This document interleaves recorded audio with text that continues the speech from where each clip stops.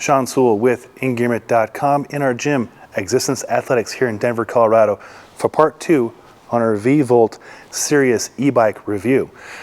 Part 1, we reviewed outdoors at about 11,500 feet on Jones Pass here in Colorado to test the mountain bike portion of this e-mountain bike. But honestly, how I've been using it probably 85% of the time is here in the city. Urban trails, commuting here to the gyms, about a 5-mile commute. And in the process, I've let about 20 other people use this bike, men and women. So in this review, I'm gonna go over that experience and how this bike works. So let's get into it.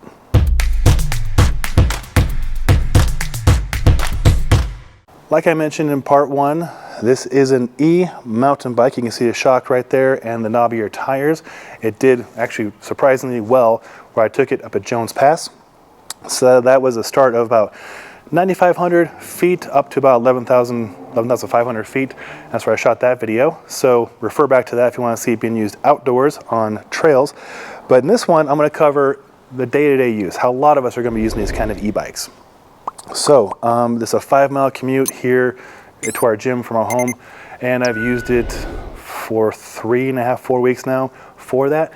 And also in the process, I've lent it to as many people of our gym membership to utilize it as well as fellow Engearment riders, Ryan Humphreys and Luke Cunningham. They took it out for several mile spins to get a feel for it, and each one of them now want to get one. So that's saying quite a bit. Okay, what this is, there are 2 sizes available. I am 6'1", 210 pounds, 32-inch inseam. This is the large version. This fit me really, really well geometry-wise. The seat is obviously easy to adjust. It's not a quick adjust, but it's just a 5mm, 6mm bolt, easy to adjust. However, we have had smaller people on it. Ryan Humphreys is a smaller individual. He got on here. I've had some clients, female, who were on here this morning running around on it. So it worked enough for them, but obviously I would size accordingly using their chart. But yeah, versatile sizing, which is nice. The geometry lined up nicely for my stature at the very least. Knobby tires were good for off-road trails, but also work totally fine on our paved trails. Our system here with the Cherry Creek path is nice. You get the front shock, which is adjustable, so that helped me absorb the shock when I was going on the off-road trails.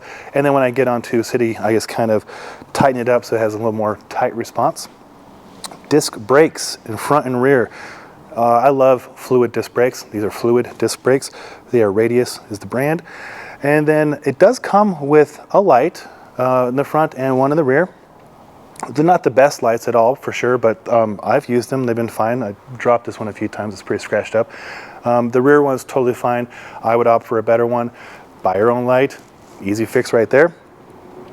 Charging port right here. So you can charge the bike, the batteries right here, via the provided AC adapter. I have a picture of that. Then it comes with keys, and the keys are not for ignition. The keys go on the side over here, and that way you can remove this battery for 2 reasons. 1, anti-theft, so people won't steal the battery from your bike and or the bike. 2, you can bring the battery somewhere else to charge. So that way you can leave the bike, say in a closet, gear closet or the garage, and take the battery inside to charge. In our case, we have a 1-car garage, and it's full to the brim with stuff and my wife's vehicle. So I'll put the bike at the very end of the garage, and then there's no outlet close to there, so I'll take the battery off and bring it close to an outlet and charge it right there. So it makes it useful. Gel padded seat, very, very comfortable. Easy to swap out if you want a wider seat for female. The only thing on here that I'm showing you that didn't come with the bike is my bike lock. Everything else came with it. Pedals came with it, reflectors, all that stuff's built in. These are actually reflective hits, which is nice for safety. In the future, I'm going to swap the pedals out for more aggressive pedals or clip-in pedals if that's your style. The bike is really, really well made. This large version is 55 pounds. It's not too terribly heavy for what it is. The kickstand built in is actually a good kickstand. I haven't removed that yet.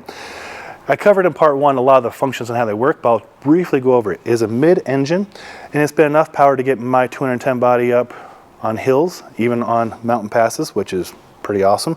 It is a belt drive. Belt is fantastic because there's really nothing to adjust. There's no links to take out. It's a nice carbon fiber belt. The real magic, I feel like, happens in this hub right here. So right here is your gear selection. And like I showed you before, there's a little guy on a bicycle. He's going up a hill, and that's to make it easier gearing, right? And then once I get into flatlands, I open it up and I get more flat. And what's cool is I just adjusted those gears while the bike was standing still. What the benefit of that is, especially in urban environments, you get to a crosswalk or a stoplight, or just you're stopped, and you were going top speed before, 19.5 I think is what tops out for this category. So you're hauling rear, you get to the stop, and then you got to start back up.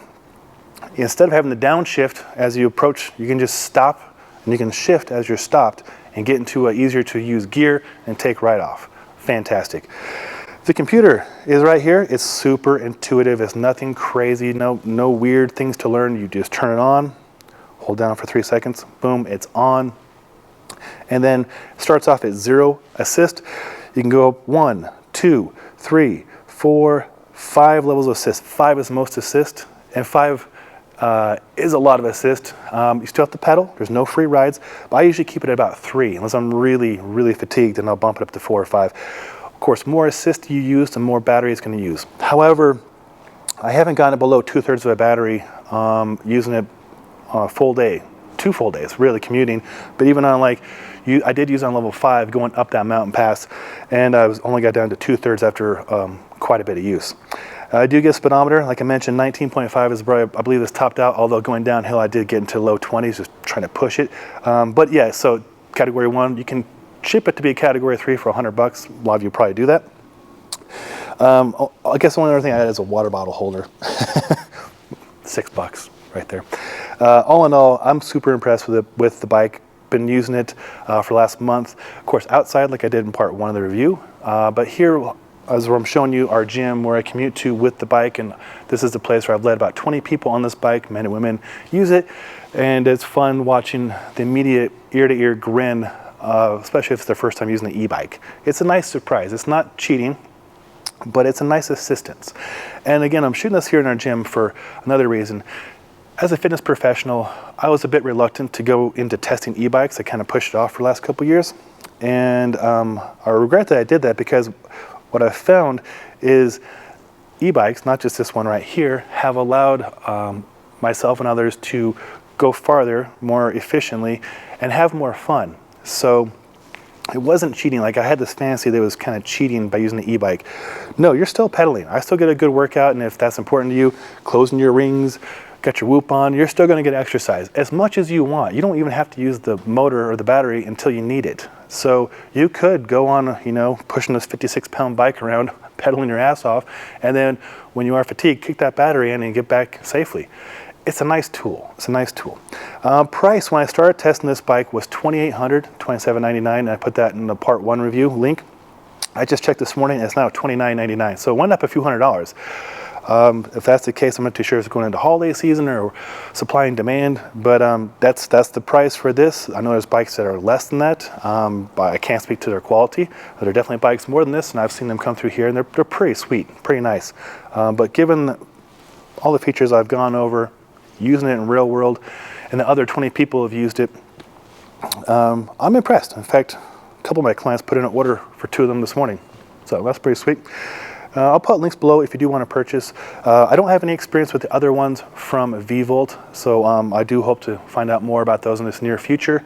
But yeah, for the Vvolt Sirius mountain e-bike, here it is. You've seen part 1 where I took it in the mountains and it handled well, and this is where I take it the other 85% of the time, right here, and I'm enjoying it. After this review, I'm actually going to go up to the mountains with this bike again, and the leaves are turning beautifully, so I'm going to get my 360 camera and shoot some awesome foliage photos as I'm biking around in the mountains.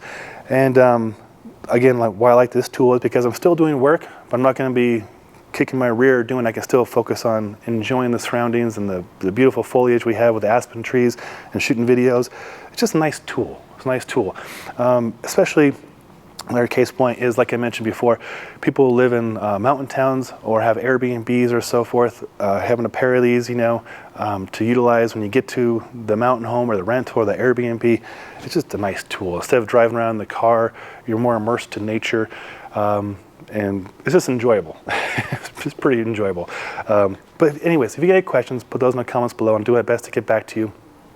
And share with you my experiences on this. If you have experience, let us know. Let us know what you think about your e-bike, or what brand you're using. If you've used this one, what you like about it, what you don't like about it, if you have any of that to share. But yeah, we're just learning here and sharing what we experienced. I'm Sean Sewell, owner and director of Stoke for Engearment.com. Again, coming to you from our gym, Existence Athletics in Denver, Colorado. And until next time, take care.